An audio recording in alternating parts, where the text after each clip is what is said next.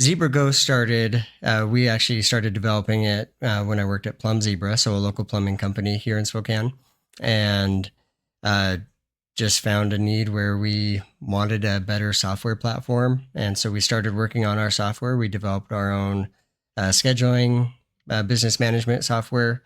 Um, and then we started bringing on staff. So we have staff in the Philippines that answer calls. And we were realizing how much it was helping us for the plumbing company. And so one of the owners and I separated out and created Zebra. So that's why the zebra. We're sticking with our. So Plum Zebra is I recognize the now it finally hits me, the purple vans is the plumbing company. Yep. Okay, I just figured that out now. We've been talking for 3 weeks. Okay, or longer. Okay, so you guys had an idea to help your business work better, and then you separated the businesses so that you would then market this new idea to other plumbers, I'm guessing, or business owners. Yep, anyone in the trades. If you schedule work at a customer's location, that's who we want to help. That's how our system is kind of designed in our process. And that's the biggest thing, is having real people managing a customer communication process so that you don't have to. You can focus on getting your work done and not be interrupted, especially as the small guys. If you're solo or just have a small crew, it's really hard to be on a job and then your phone rings. You have to stop what you're doing, answer the call. And then, if you have access, you can put the customer information in, you can do all that, but then you have to get back to the work. So, a 5-10 minute call could take half hour, 45 minutes of your time. Right.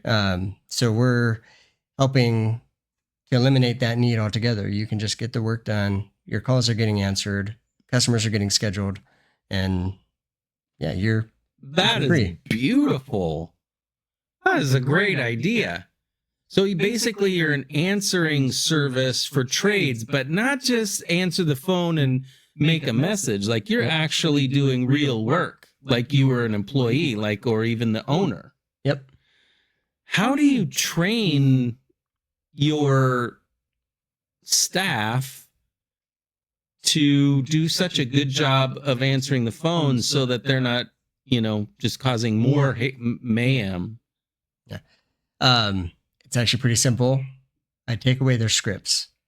So a lot of the employees that we have, they've come from call center environments. And I worked in a call center years ago. So I'm familiar with the scripts and, the kind of certain canned responses that they want you to give. I take that completely away, because I want, when someone calls in, they're calling a small company. They're wanting someone who's going to have a real conversation with them. So by taking away that script, they don't have something to fall back on when there's, if the customer says this is how you respond. Yeah. We're just going to have that natural conversation. And our staff, especially the ones that have been with us longer, do learn kind of the terms of the trade, what people are trying to say when they call in. So it's just allowing them to have that natural conversation and a real conversation. Okay, so you just train your people to have a real conversation about plumbing or electrical or contracting or building a house or siding or windows or whatever it is. Yep. Okay. How did you end up doing it? Because you're not a plumber, are you? No. Okay. So how did you end up doing it? So I got brought on to the plumbing company as a business development manager to help kind of get the plumbing company a little bit more structure. I came in, did a lot of the boring stuff. Again, I guess I'm good at the boring stuff that the tradespeople don't want to do. What is a boring stuff? What does that mean? You're going to have to talk in simple terms here.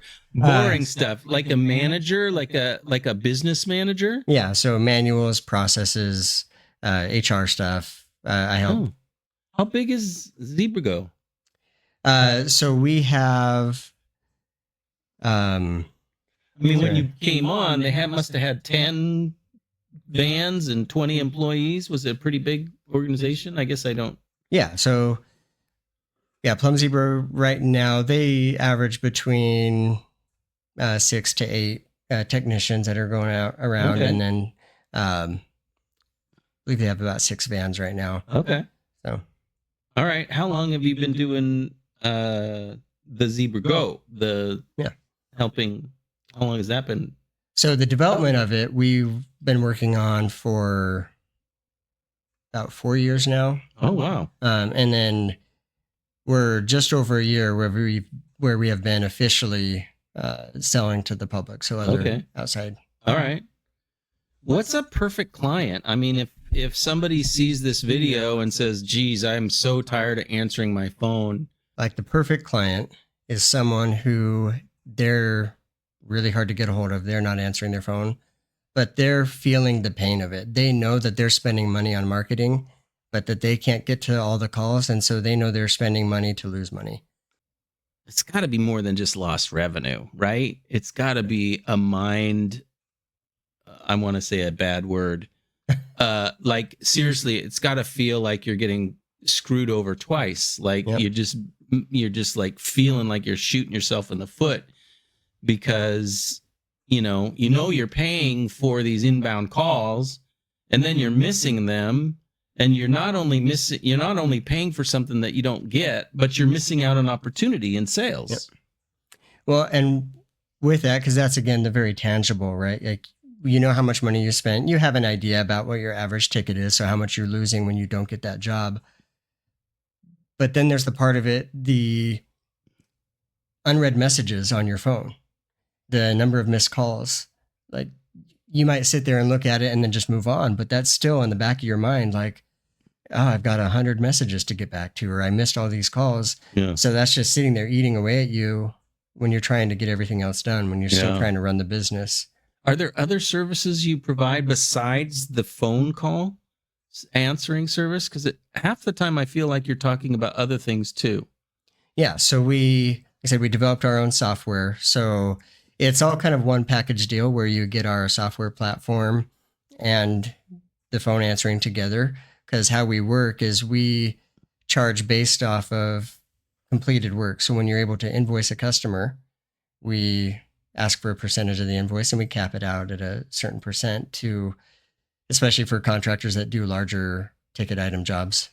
So we have our software that, again, we develop. The cool thing is right now we're still in the process of developing it. We've kind of joked that we're always in beta, so that if any issues pop up, we can say, oh, we're just in beta. Yeah. But what that is if you have a feature request, if something's not working, or if you want to tweak something, I talk directly to our development team and can make those changes. More so, again, for the trades, they're familiar with Jobber, Service Titan, House Call Pro. So it's their scheduling. So it's where they see their schedule, where they can go to invoice customers. We have a price book. So you're replacing some of their current software programs that they're using with yours, and then adding this added service of answering their phone call as like a bonus. Yep. Okay. Yeah, the software we essentially added on for free. You're getting the phone answering. Depending on who you're using, our cost could be less than what you're paying just for the software. Okay. I think the biggest thing that I hear is kind of some of that intangible, that peace of mind. Of just, I think that's got to be huge. Yeah. Good. Well, and once you get a system working and it feels like, things are falling together, technology is awesome. But like Rob was saying earlier, if it's not working for you, it's just frustrating. And when it is working for you, it feels like you're leveraging, 10x what you're paying. Yep.